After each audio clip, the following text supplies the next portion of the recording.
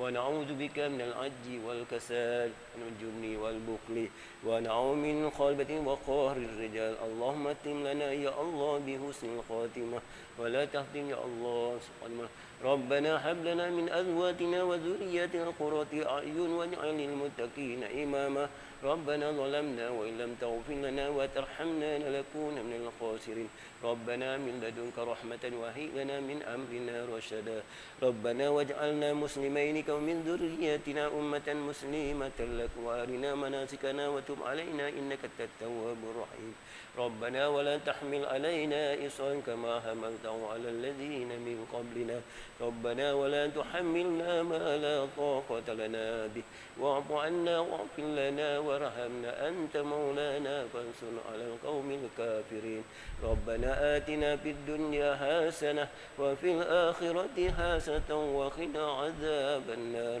وصلى الله على سيدنا محمد وعلى آله وصحبه أجمعين سبحان ربك رب العزة عما يصفون وسلام على المرسلين والحمد لله رب العالمين الفاتحة أعوذ بالله من الشيطان الرجيم بسم الله الرحمن الرحيم الحمد لله رب العالمين الرحمن الرحيم مالك يوم الدين إياك نعبد وإياك نستعين اهدنا الصراط المستقيم صراط الذين أنعمت عليهم غير المغضوب عليهم ولا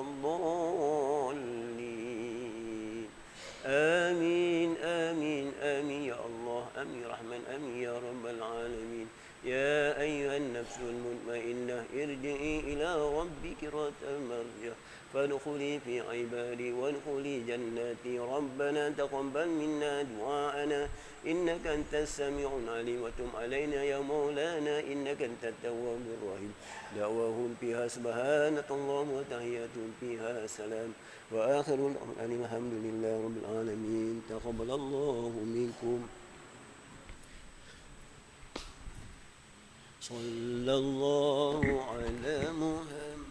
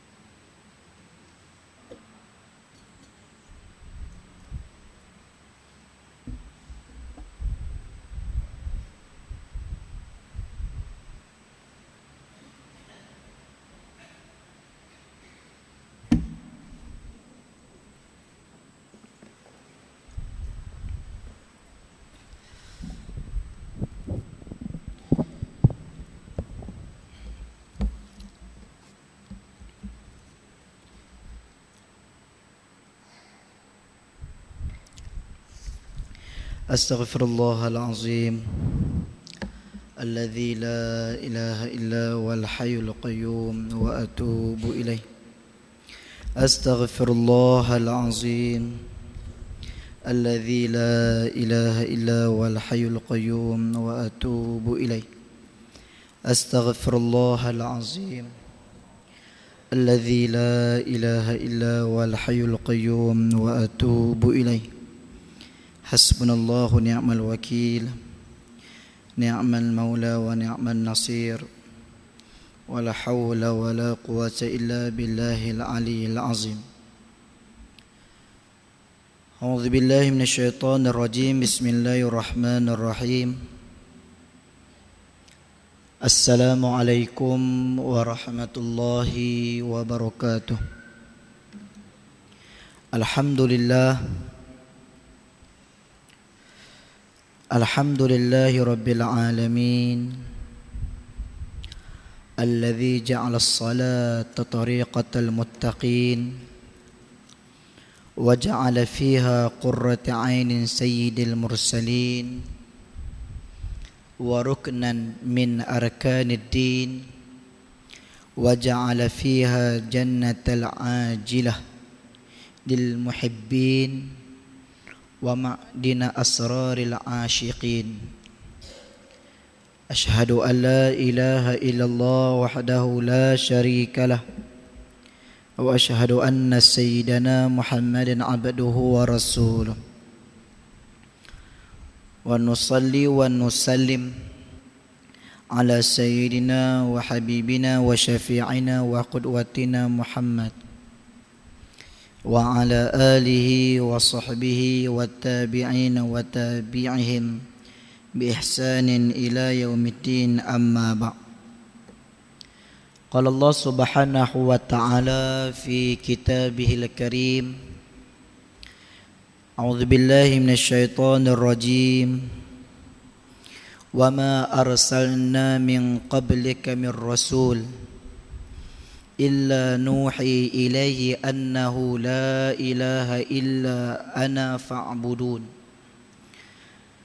Dan tidak kami utus sebelum engkau, wahai Muhammad, dari seseorang Rasul melainkan kami wahyukan kepadanya bahawa sesungguhnya tidak ada Tuhan melainkan aku, maka sembahlah aku, sembahlah kamu akan aku seadanya.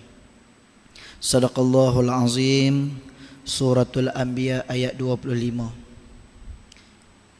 Yang dikasihi lagi dihormati yang berbahagia pembangku, pengurusi, tuan imam, seluruh ahli jawatan kuasa, muslimin, muslimat, hadirin dan hadirat yang dirahmati lagi dikasihi Allah Subhanahu wa taala. Alhamdulillah, segala puji bagi Allah, Tuhan sekalian alam, Tuhan yang menjadikan sembahyang 5 waktu itu salah satu daripada rukun agama dan jalan bagi orang yang patuh kepada Allah. Dia menjadikannya sebagai buah hati bagi pemimpin sekalian Rasul, yakni Nabi Muhammad sallallahu alaihi wasallam, yang dapat menyejukkan mata hatinya ketika ia bersembahyang dan menjadikannya sebagai syurga segera di dunia ini, yang dapat memberi kepuasan nikmat kepada orang yang mengasihi Tuhannya, serta menjadikannya sebagai tempat mencari segala rahsia dan keajaiban bagi orang-orang yang asyik merindui Tuhannya. Daripada muqaddimah kitab Munyatul Musalli ini yang dikarang oleh Syekh Daud Abdullah Fatani, kita memulakan pengajian kita pada malam ini untuk sama-sama kita bersyukur kepada Allah di atas penciptaan dan kefarduan solat kepada kita umat manusia, yang menjadi keterikatan di antara Tuhan dengan hamba dan hamba dengan Tuhannya. Mengajak seluruh umat manusia yang mempunyai rasa merindui Tuhannya, yang mencintai Tuhannya, yang patuh dan taat kepada Tuhannya, untuk sama-sama bersyukur kepada Allah Subhanahu wa ta'ala di atas segala kurniaan. Di antara segala kurniaan yang Allah berikan kepada kita adalah kemampuan dan keupayaan kita untuk kita menunaikan solat fardu sehari semalam 5 waktu.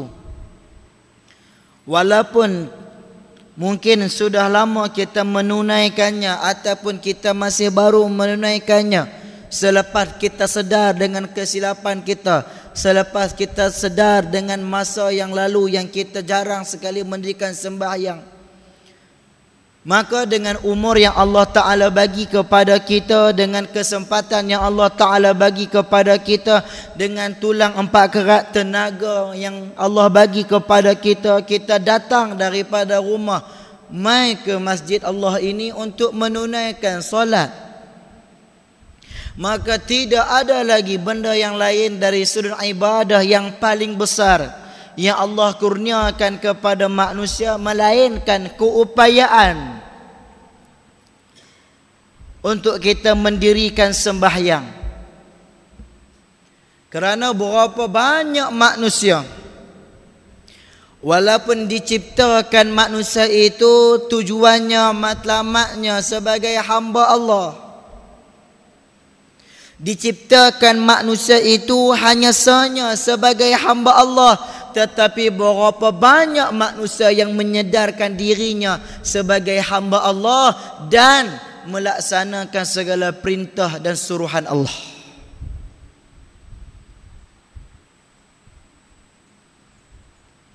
Apabila kita sedar, adakah kita menunaikan solat itu dengan penuh khusyuk kepada Allah, ataupun menunaikan solat itu sekadar nak melepaskan kefarduan, kewajipan yang Allah berikan di pundak-pundak kita, ataupun kita nak menjadikan solat itu sebagai perantaraan untuk kita berkomunikasi dengan Allah.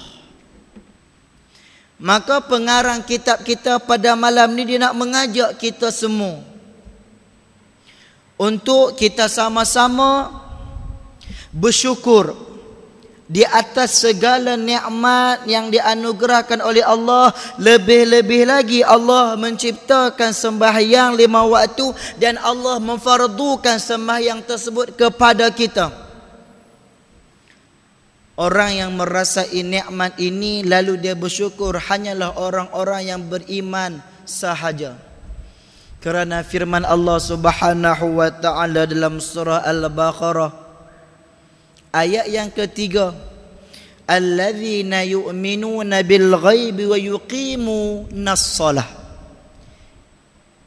iaitulah mereka yang beriman kepada perkara-perkara yang ghaib, termasuk benda yang bersifat ketuhanan, benda yang bersifat sam'iyat, benda yang bersifat ghaibiyat, adanya pahala, adanya dosa, adanya syurga, adanya neraka, adanya rahmat, adanya kemurkaan Allah. Dan apabila mereka ada sifat dalam diri mereka, yuqimus shalah, mereka akan mendirikan sembahyang. Iman dengan sembahyang tidak dapat dipisahkan. Orang yang beriman pasti mendirikan sembahyang. Orang yang mendirikan sembahyang pasti padanya ada iman. Sebab apa? Orang yang sembahyang ada iman dalam dirinya. Kerana sebab apa ada iman dalam dirinya? La raiba fih, karena tidak ada keraguan lagi dalam kehidupan dia. Dia tak ragu lagi segala perintah, segala arahan, segala kehendak dan kemahuan Allah. Dia buat mengikut apa yang Allah Ta'ala suruh. tak banyak bagi alasan, tak banyak songeh, tak banyak bagi ulasan. Sebab apa? Dia yakin janji Allah. Dia yakin janji Allah menimbulkan benih keimanan dalam diri dia. Dengan keimanan tersebut dia dapat mendirikan sembahyang. Maka orang yang beriman sahaja yang Allah bagi kekuatan padanya untuk sembahyang. Hadirin dan hadirat datang ke rumah Allah tiap-tiap malam. Untuk apa? Tidak lain dan tidak bukan, walaupun masjid ini dibina fungsinya pelbagai, tetapi asasnya tentang sembahyang. Mai pilah mana-mana parti pun, mana-mana pegangan ideologi politik pun, bab sembahyang dia boleh terima. Bab sembahyang dia boleh terima. Bab mengaji belum tentu lagi. Bab khutbah Jumaat belum tentu lagi. Tapi bab sembahyang dia boleh mai. Pergilah mana-mana negeri, mana-mana kawasan. Minta maaf saya bercakap. Hak pembangkang menang ke? Hak kerajaan menang ke? Hak kumpulan A ke? Kumpulan B ke? Masjid mesti ada orang mai sembahyang. Sebab dia yakin benda tersebut. Cuma persoalannya sembahyang dia tu membawa dia sejauh mana untuk bertemu dengan Allah. Untuk faham hakikat agama Allah tu sejauh mana. Tu beza dia. Sembahyang tetap sembahyang, beriman tetap beriman, mendirikan sembahyang tetap mendirikan sembahyang, tetapi asmar, buah hasil sembahyang dia tu nak bawa pemikirannya ke mana? Nak lawan hukum Allah ke? Nak laksanakan hukum Allah? Akhir sembahyang dia tu bawa dia ke mana? Nak melaksanakan hukum hakam syariat Allah ke? Ataupun sekadar cukup sembahyang? Penghujung sembahyang dia tu nak bawa ke mana? Hak ni kita akan mengaji ke depan. Tapi persoalannya sekarang ni, kalau orang itu ada iman, dia yakin dia akan sembahyang. Tapi tuan-tuan, kalau tuan-tuan pergi tempat-tempat yang tertentu, khususnya di sebelah kampung, di sebelah desa, subuh, zuhur, asar, belum tentu orang nak sembahyang. Hatta masjid, subhanallah, surau memang tak bincang dah tuan-tuan. Surau memang tak bincang dah. Apatah lagi surau taman. Majoritinya semua jenis saluran 2, saluran 3. Hak umur 40. Duk rengah, rancak bekerja. Mana sempat nak imarah surau taman tu. Hak depa sempat imarah surau taman, waktu subuh, lepas tu keluar pergi kerja, balik waktu maghrib pula. Maghrib dengan Isya penuh. Masjid pun macam tu juga tuan-tuan. Masjid ni jarang didirikan pada perumahan yang baru naik. Biasanya orang dah biasa dengan masjid, ada tapak orang nak imarah, ada EJK. Tapi boleh sampai satu tahap, ada satu kawasan, di satu kawasan yang membangun masjid pula, masjid daerah, azan subuh pun tak dengar. Subhanallah. Ada lagi zaman sekarang tuan-tuan, yang kita duk seronok masjid kita, surau kita duk imarah dengan majlis ilmu, duk imarah dengan solat. Zuhur dengan asar kita boleh maafkan lagi lah, sebab orang sibuk bekerja tu haji tak. Takkan semua orang bekerja. Tak ada ke yang dah pencen, ataupun orang yang buat part time, ataupun orang yang boleh jaga masjid imarah rumah Allah. Kalau tak boleh nak main ramai penuh sah, paling kurang hidupkan syiar Allah, yakni solat di rumah Allah dengan berkumandangnya azan. Tapi tak ada. Ni kita, Allah minta kita bersyukur dengan nikmat yang Allah Ta'ala bagi. Kalau kita bersyukur dengan nikmat ni, tanda kita di manusia yang beriman.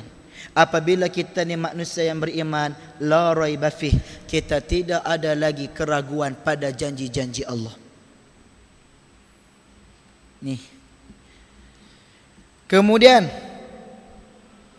wassalatu wassalamu ala sayyidina Muhammad Rasuli Rabbil Alamin wa syafi'il mudhnibin wa ala alihi wa ashabihi wa itratihi adh-dhahirin salatan wa salaman daimaini ila yaumiddin.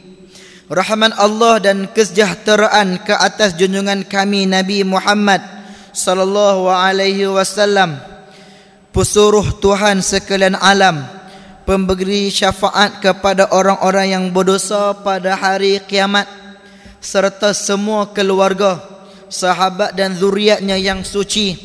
Semoga segala rahmat Allah dan kesejahteraannya berkekalan untuk mereka hingga hari kiamat. Ya, apa yang disampaikan oleh Nabi sallallahu alaihi wasallam ini memberikan panduan yang nyata kepada seluruh umat manusia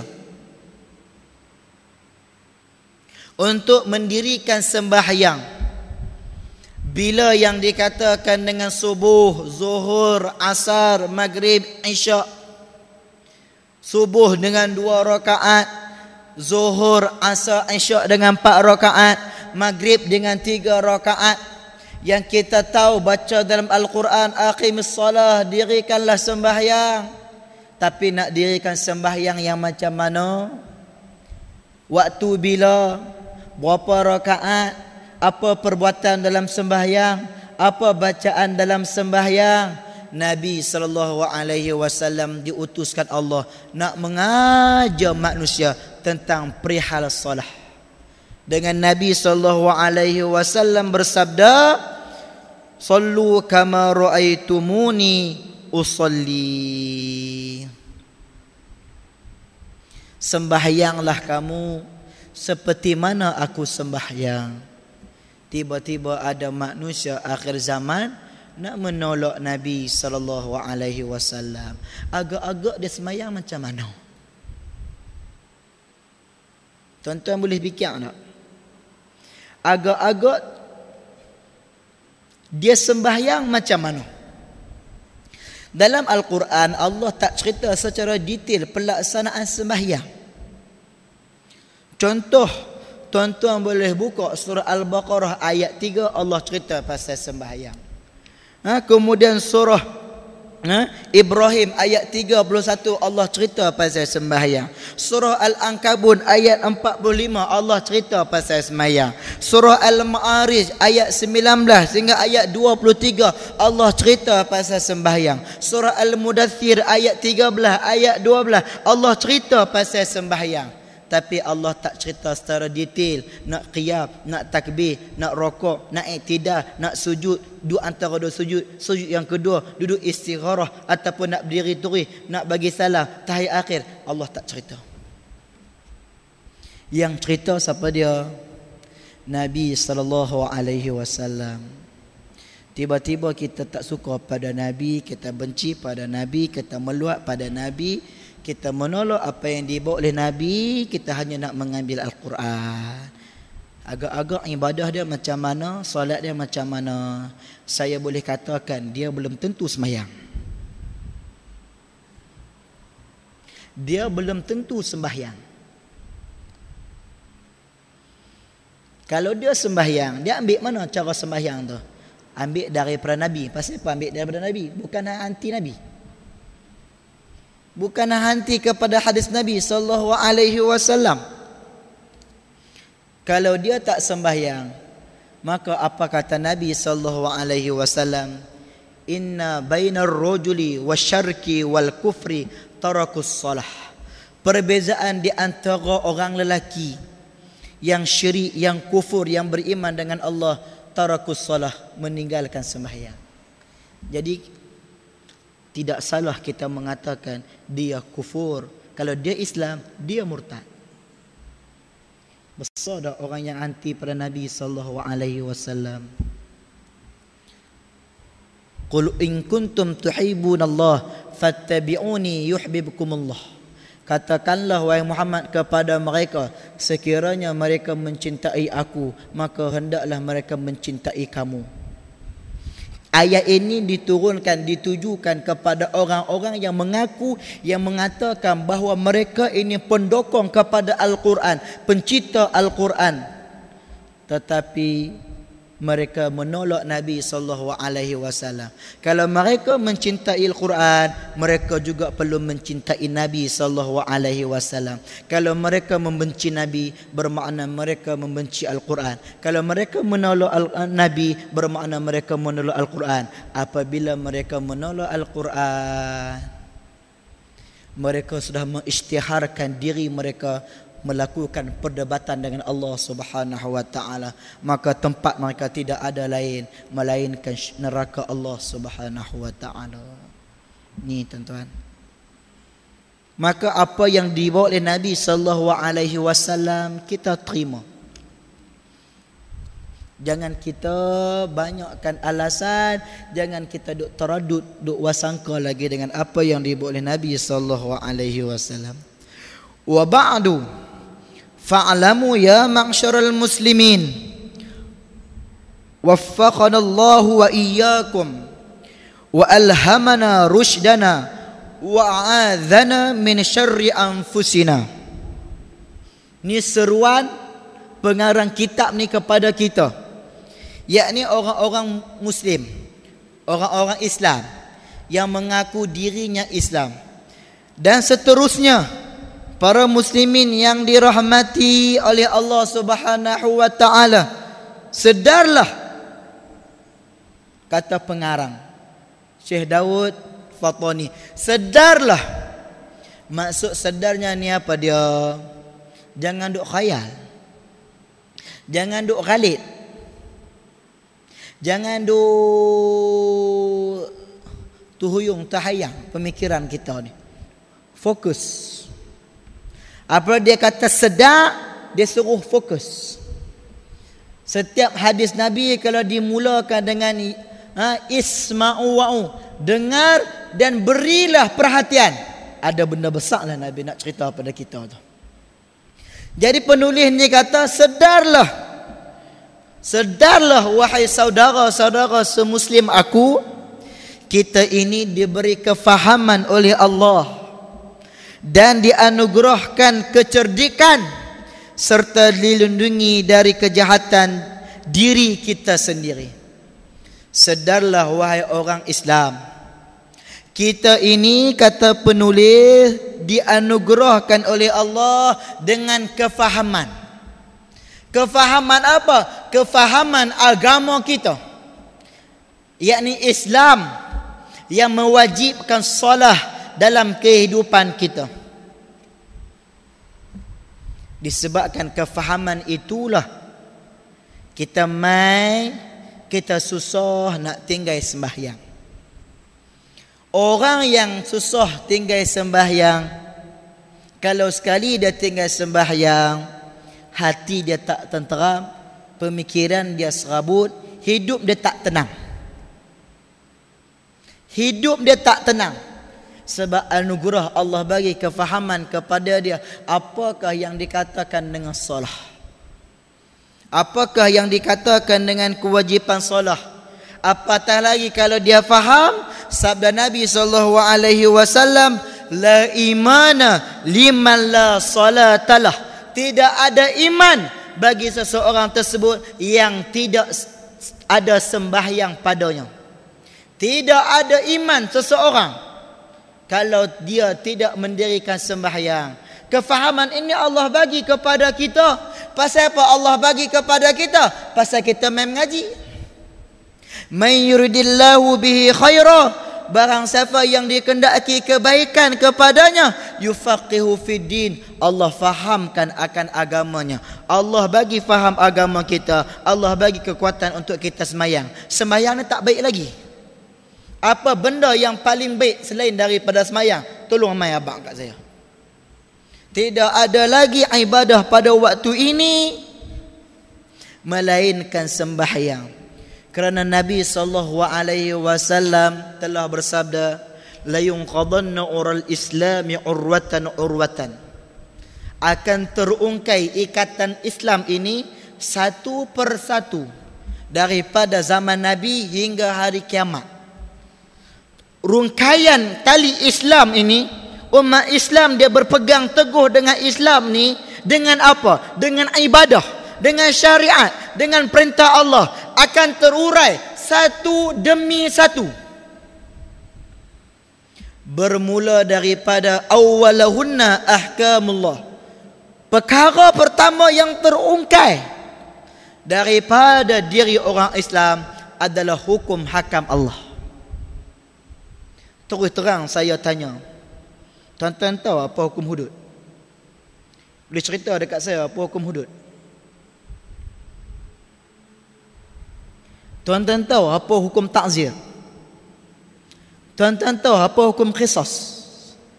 Tuan-tuan tahu apa hukum diat? Dengar pun tak pernah. Benda tu ada tak dulu? Ada. Jangan tunggu zaman Nabi. Semenanjung tanah Melayu kita ni dah sampai dah benda tersebut. Buktinya kerajaan Islam Melaka. Pilah tengok dalam muzium-muzium bagaimana hukum hakam syariat Allah dilaksanakan di sana. Tapi sampai kepada kita umat Islam tahun 2014 ni, mana pi semua benda tu? Kita yang berumur lanjut pun tak pernah kenal. Jangan duk tanyalah generasi kita sekarang dan akan datang tentang apa itu hukum hakam Allah. Kalau nak buat juga, tengok macam mana di Brunei. Berapa tahun nak buat? Tu serah ada kerajaan, adanya sultan, adanya raja, adanya mufti. Tu Brunei jauh sangat. Tengok Kelantan cukup. Berapa banyak, berapa lama Kelantan nak buat hukum hudud Allah. Tak ada dah benda tu tuan-tuan. Dah terungkai dah. Apabila terungkai, dia tercabut. Apabila tercabut, berlakunya jenayah, umat Islam nak berpaut dengan apa? Untuk nak menyelesaikan masalah jenayah mereka. Tak ada benda. Sebab dah terungkai, tersimpul. Macam tali layang-layang. Kita duk pi ke kanan, ke kiri, utara, selatan, bagi rendah, bagi tinggi, bagi berbunyi, bagi tak berbunyi. Semua tu mana yang kontrol dia? Tali dia yang kontrol. Siapa yang kontrol? Kita. Kalau tali tu putih, layang-layang tu pergi mana? Wow tu pergi mana? Hang buatlah wow kecil ke wow besar ke wow bulan ke wow matahari ke wow apa ke. Putih tali tersebut, dia nak pergi mana wow tersebut? Sebab itulah umat Islam sekarang ini berada dalam 1001 persimpangan untuk nak menyelesaikan krisis jenayah moral dalam kehidupan mereka. Sebab apa? Benda tu dah tak ada. Tu yang pertama yang tercabut daripada Islam. Wa akhiruhunna faradus salah, dan perkara yang terakhir akan terungkai dalam kehidupan orang Islam adalah tentang sembahyang. Berapa banyak generasi kita yang tak sembahyang. Bahkan sembahyang pun dah tak kenal dah. Kalau sembahyang umat Islam dah tak kenal, fantadhirus saah, tunggulah akan berlakunya hari kiamat. Tak ada benda dah nak ikat mereka dengan agama mereka. Maka apa lagi makna Allah buat dunia ni? Baik Allah Subhanahu Wa Taala kiamatkan terus dunia ni. Tak ada siapa lah nak ibadah pada Allah. Allah bagi lagi nikmat pada kita, bagi rezeki pada kita, bagi lagi hujan pada kita. Pasal ada tuan-tuan ni lah. Pasal ada tuan-tuan. Hak mai duk imarah masjid kita ni. Tuan-tuan tak penat ke mai? Penat. Cik Din lah. Taman atas nak turun mai. Oh, letih. Nak kena ligan waktu. Kemudian dengan kalut kita kerja ni nak main rumah Allah ni, nak main rumah Allah. Kita ni lah Allah turunkan nikmat pada kita. Pasal ada lagi hamba Allah yang duk semayang, yang duk sembah Allah. Ini ibadah paling besar bagi umat di akhir zaman. Tidak ada lagi ibadah yang paling besar melainkan solat. Kalau solat ini ditinggalkan, orang tak tahu kefarduan dan ibadah solat, tidak ada kebaikan pada umat manusia lagi tuan-tuan. Tidak ada kebaikan pada umat manusia lagi. Maka sedarlah, kata penulis ini, Allah berikan kepada kita kefahaman tentang solat. Bersyukur tuan-tuan. Cukupkah dengan diri kita saja? Tak. Keturunan kita. Selamatkan keturunan kita dengan solat. Keturunan kita. dan dianugerahkan kecerdikan. Allah bagi pula kecerdikan pada kita. Masuk cerdik ni apa dia? Boleh buat pilihan dengan tepat. Berapa banyak mall-mall shopping komplek pasaraya besar di Sungai Petani ni. Ekonsif dia, jimat dia, simak dia, Paksen dia, Giant dia, Tesco dia. Tapi berapa banyak orang beli barang dapur pergi ke jimat? Pilihan yang tepat, dia cerdik, boleh menyimakkan kos. Kalau barang-barang dapur, dia pergi ekonsif. Sayur segak, murah. 2-3 ringgit boleh dapat banyak dah. Kalau nak beli kat kedai biasa, belum tentu lagi. Benda kebaikan, tapi dia boleh pilih mana yang lebih baik. Tu orang cerdik. Dua benda yang baik dalam kehidupan dia, dia boleh ambil yang paling baik.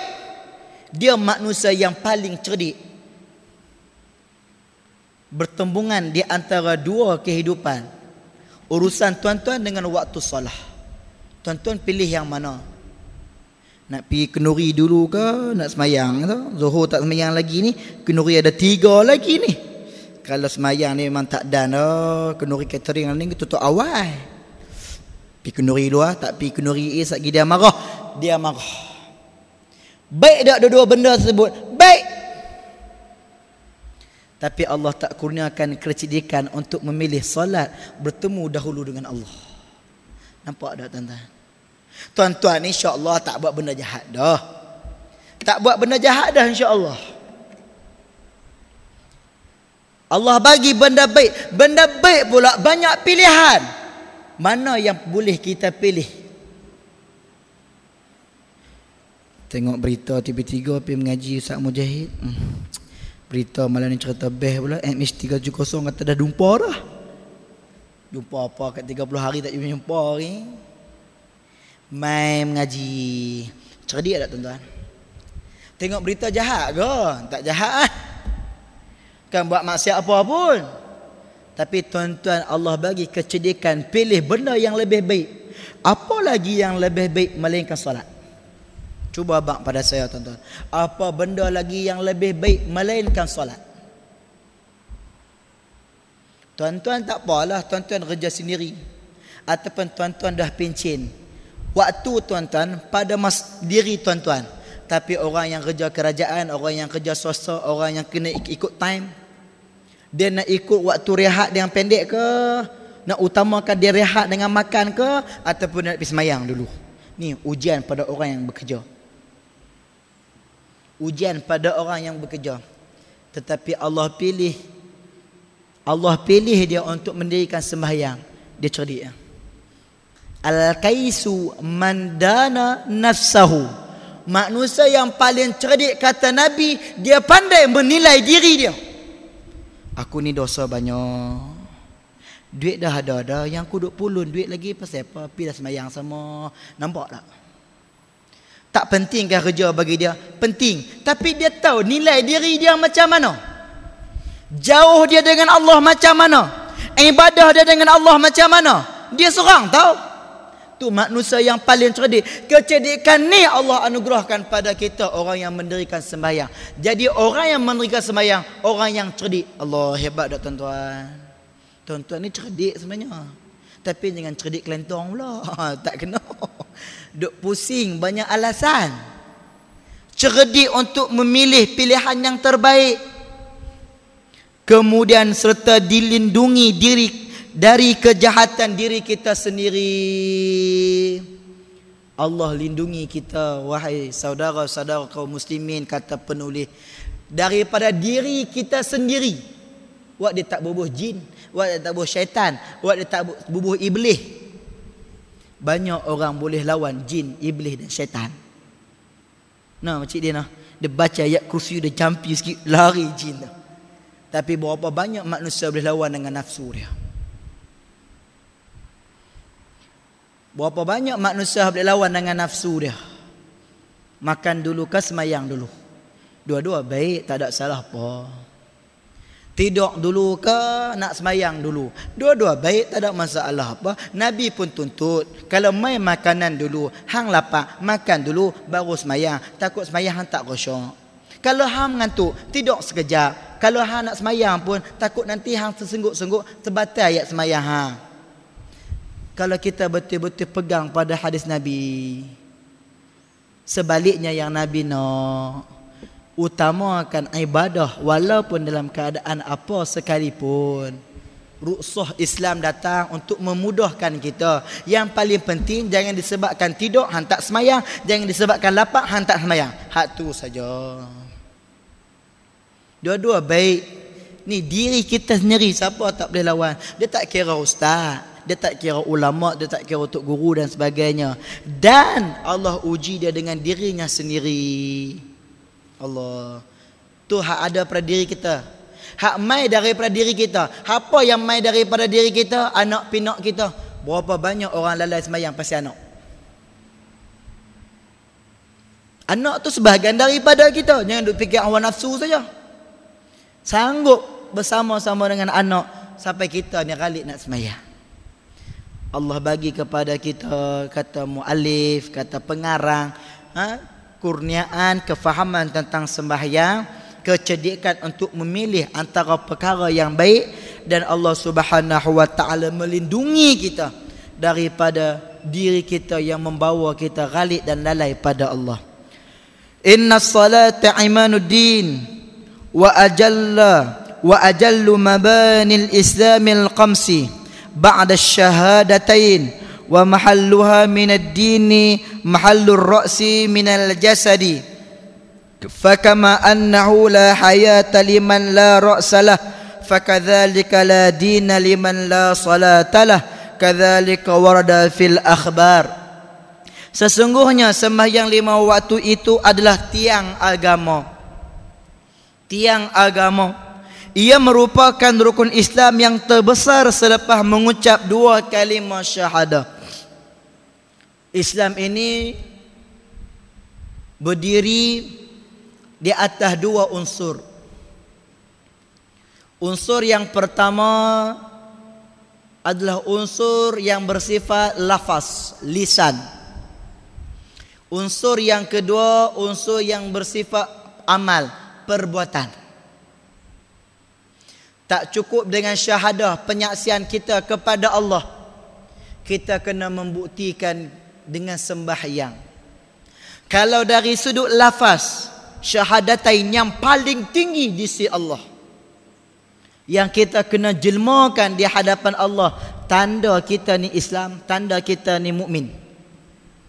Dan salah, amalan yang paling tinggi di sisi Allah dari sudut perbuatan dan amal kita.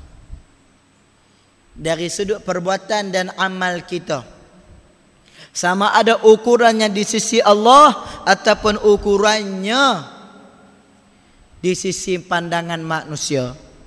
Orang baru masuk Islam kena lafaz syahadah. Kalau dia tak mau lafaz syahadah, hanya lafaz di hati, boleh tak Ustaz? Boleh, tapi dia dengan Allah lah. Manusia tak boleh iktiraf dia sebagai Islam. Macam mana kita nak kata dia Islam? Dengan dia lafaz. Macam tu juga kalau dia lafaz tapi dia tidak menunjukkan lafaznya itu dari sudut perbuatannya, sembahyangnya, juga tidak ada makna. Orang jadi syak, dia ni Islam tak Islam, tak pernah tengok dia sembahyang pun, tak pernah tengok main masjid pun. Islam tak Islam dia ni. Tengok kawan dengan Hindu, kedai Hindu pun dia masuk, Hindu Numarak pun dia pergi, kedai Toto pun dia pergi. Orang jadi wasangka, jadi taraduk, jadi syok dengan dia. Dia ni Islam ke tak Islam? Tak kena juga. Dia pandangan di sisi Allah, pandangan di sisi manusia, dari unsur lisan, kata-kata adalah syahadah, dari sudut perbuatan adalah as-salah. Kedudukannya dalam agama sebagai kepala bagi badan. Kepala bagi badan. Kalau Sebagaimana orang yang tidak berkepala tidak dapat hidup, demikian juga orang yang tidak bersembahyang dikira tidak beragama. Sembahyang ini kepala agama. Kalau diumpamakan seperti tubuh badan manusia, sembahyang tu kepala. Pasal apa sembahyang itu kepala? Sebab di kepala ni ada segala-galanya. Ada otak, ada mata, ada telinga, ada hidung, ada lidah, ada mulut. Lengkap. Nak memikir, nak melihat, nak menghidu, nak merasa, nak bercakap. Lengkap. Daripada kepala ni lah menggerakkan seluruh tubuh badan kita. Tak ada kepala, kita lapak nak suruh kot mana? Suruh pakai tiup malah ustaz, dah mati. Nampak?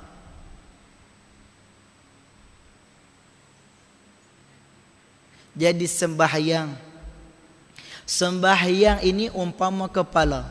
Kalau dia sembahyang tak khusyuk, umpama ada kepala buta, pekak, bisu, hidung sesumbat, buat sembahyang ada? Sembahyang. Ada kepala ada? Ada. Tak boleh nak fungsi lengkap. Tak boleh nak dengar, tak boleh nak lihat, tak boleh nak cakap, tak boleh nak hidu. Sembahyang tak? Sembahyang tak khusyuk. Macam itulah sikap dia. Nak sembahyang yang khusyuk ni lengkap sebiji kepala ni. Kalau putih kepala ni hancur habis badan. Kalau putihnya sembahyang tersebut, perkara-perkara lain akan musnah. Solat, zakat dia, umrah dia, haji dia, dan ibadah-ibadah yang lain. Besar tak besar solat ini. Jadi sekiranya seseorang itu ketiadaan kepala, maka dia tidak boleh hidup. Macam itulah sekiranya seorang itu tidak bersembahyang, maka dia dikira tidak beragama. Demikian menurut beberapa hadis Nabi sallallahu alaihi wasallam yang diriwayatkan oleh sebahagian daripada sahabat Nabi sallallahu alaihi wasallam yang menceritakan berkaitan dengan orang-orang yang tidak mendirikan sembahyang, maka mereka akan diazab dan diseksa oleh Allah Subhanahu wa taala. Jadi mereka yang mendirikan sembahyang ini mereka yang mempunyai agama dan mereka yang berpegang teguh kepada agama mereka. Wa ja'alallahu wa iyyakum minal muhafizin 'ala salatil muqimin 'alal khashi'in. Wallahu subhanahu wa ta'ala a'lam. InsyaAllah kita akan sambung pengajian Munyatul Musalli ini pada pengajian kita yang akan datang insya-Allah. Kesimpulan kepada pengajian kita pada malam ini, penulis nak mengajak kita untuk menjadi manusia yang bersyukur dengan kewajipan dan kefarduan solat. Satu. Yang kedua, berusahalah untuk menjaga kefahaman yang Allah bagi kepada kita, kecerdikan yang Allah bagi kepada kita, dan pelindungan yang Allah bagi kepada kita tentang peri pentingnya mendirikan sembahyang yang dibawa oleh Nabi sallallahu alaihi wasallam dalam kehidupan kita. Yang perkara ini bukan sekadar amalan harian, bukan sekadar amalan yang difardukan, tetapi yang lebih besar nak membawa manusia sedar hakikat diri mereka siapa. Hakikat diri mereka siapa di hadapan Allah. Kalau mereka boleh qiyam, rukuk, iktidal, sujud kepada Allah, maka mereka itu manusia yang rendah diri kepada Allah. Tetapi sebaliknya, manusia yang tidak mendirikan sembahyang, dengan 1001 alasan yang diberikan, mereka tidak qiyam, rukuk, iktidal, sujud, maka mereka dianggap manusia yang sombong dengan Allah. Sombong mereka itu Allah masih lagi memberikan nikmat kepada mereka. Tetapi nikmat itu adalah istidraj, nikmat yang berbentuk kemurkaan kepada mereka sehinggalah mereka sedar. Mungkin ada sebahagian daripada kita ni sedar tentang kepentingan solat selepas Allah uji kita dengan bankrupt perniagaan kita.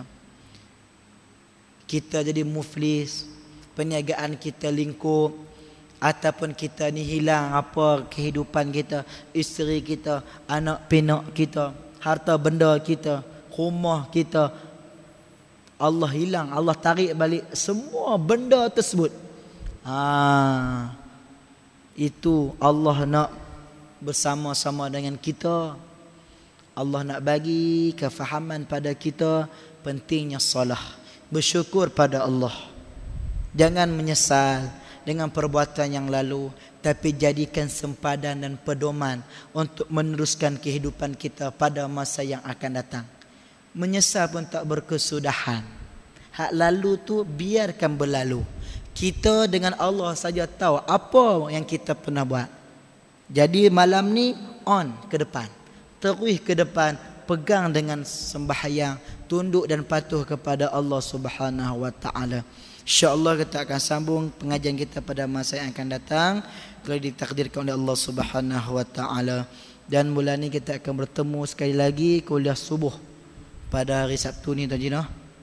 Kuliah subuh pada hari Sabtu ni kita Bustanul Arifin, taman-taman orang yang arif, karangan Imam Nawawi rahimallahu taala.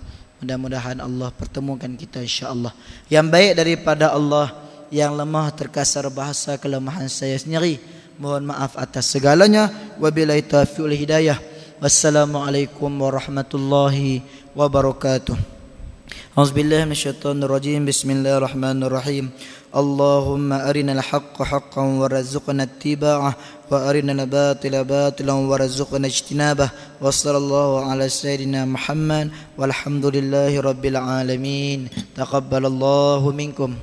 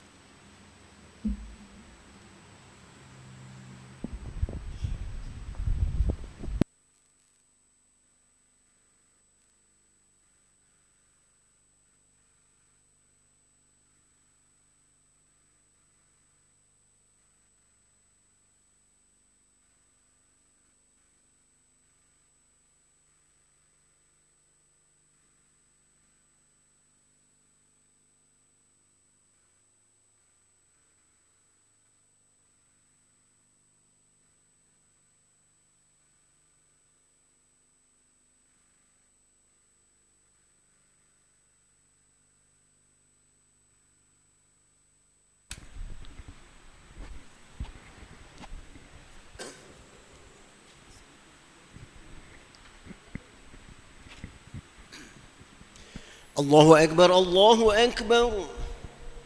أشهد أن لا إله إلا الله. أشهد أن محمد رسول الله. حي على الصلاة حي على الفلاح. قد قامت الصلاة قد قامت الصلاة. الله أكبر الله أكبر. لا إله إلا الله.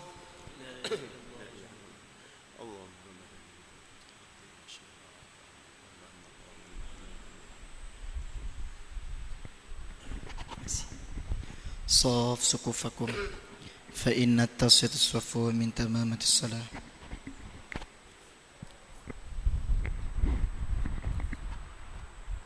صلي على الصليب إن شاء الله. الله أكبر. الله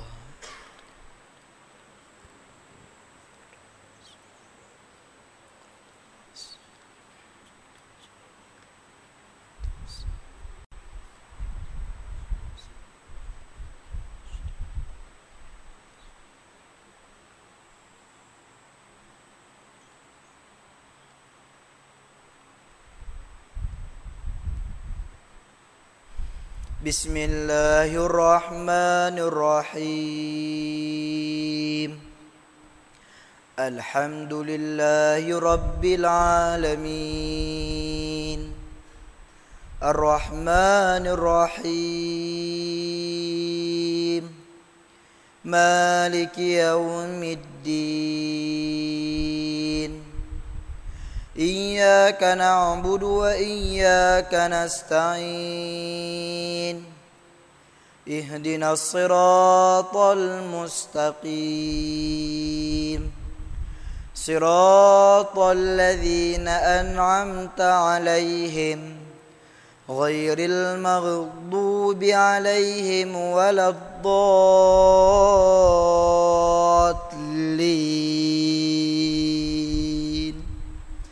Amin.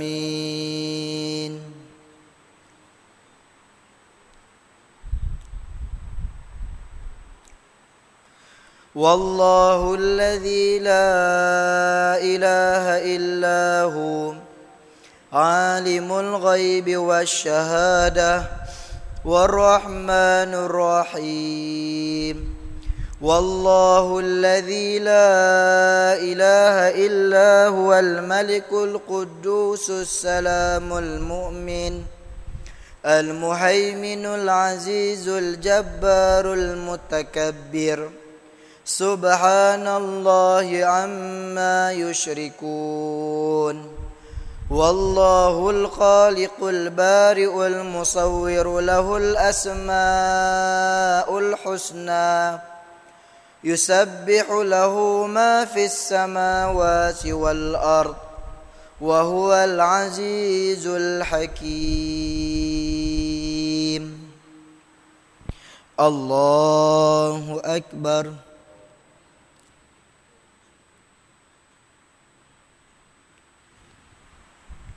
Sami'allahu liman hamidah. Allahu akbar.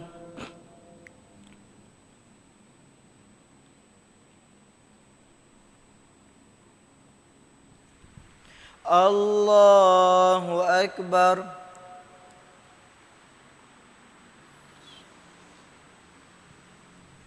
Allahu akbar.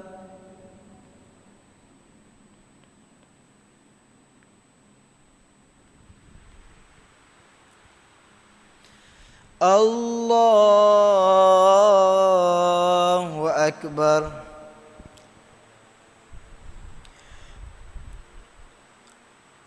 Bismillahirrahmanirrahim. Alhamdulillahi rabbil alamin. Ar-Rahmanir Rahim. Maliki yaumiddin. Iyyaka na'budu wa iyyaka nasta'in.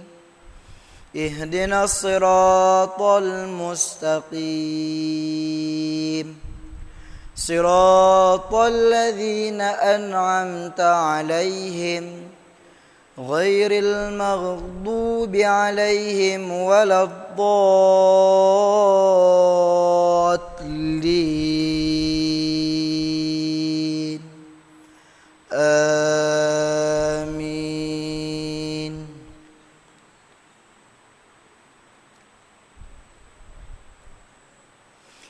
Bismillahirrahmanirrahim. Alhaakumut takatsur hatta zurtumul maqabir. Kalla sawfa ta'lamun. Thumma kalla sawfa ta'lamun. Kalla law ta'lamuna 'ilmal yaqin. Latarawunnal jahim. ثم لترونها عين اليقين ثم لتسألن يومئذ عن النعيم. Allahu Akbar.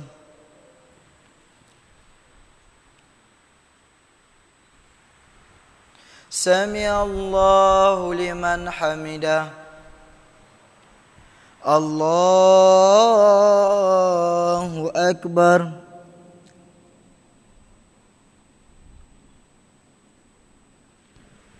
Allahu Akbar.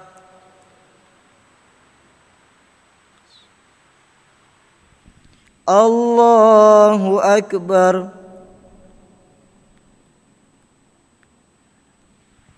Allahu Akbar.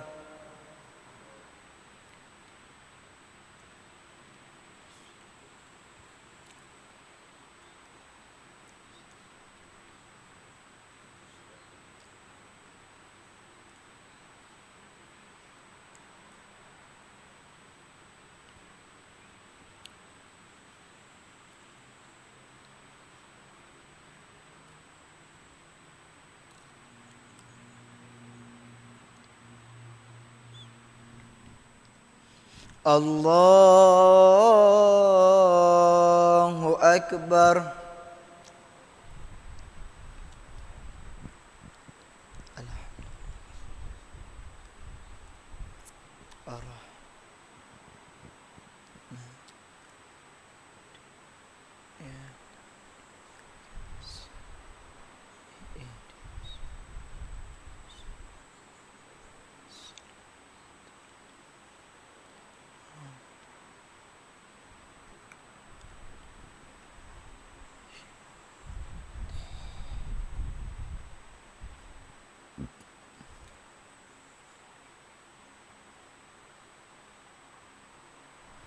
Allahu Akbar.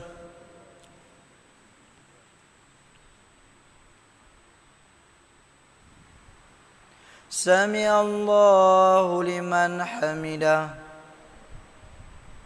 Allahu Akbar.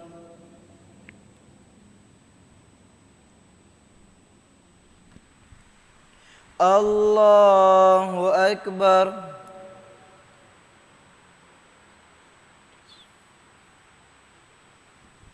Allahu Akbar.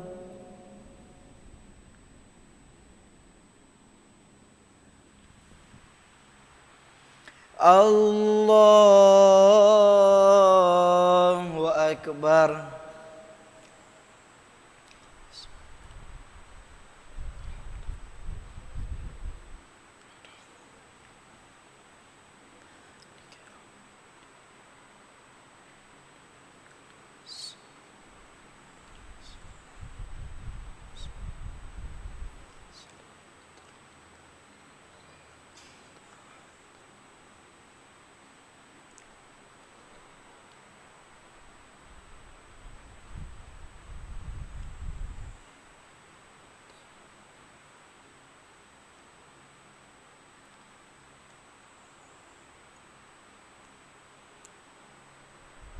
Allahu Akbar.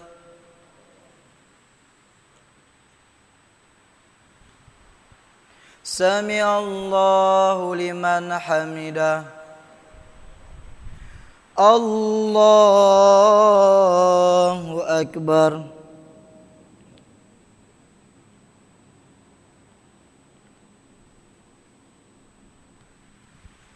Allahu Akbar.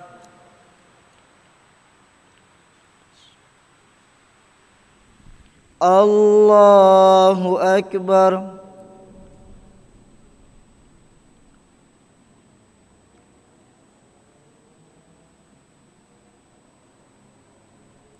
Allahu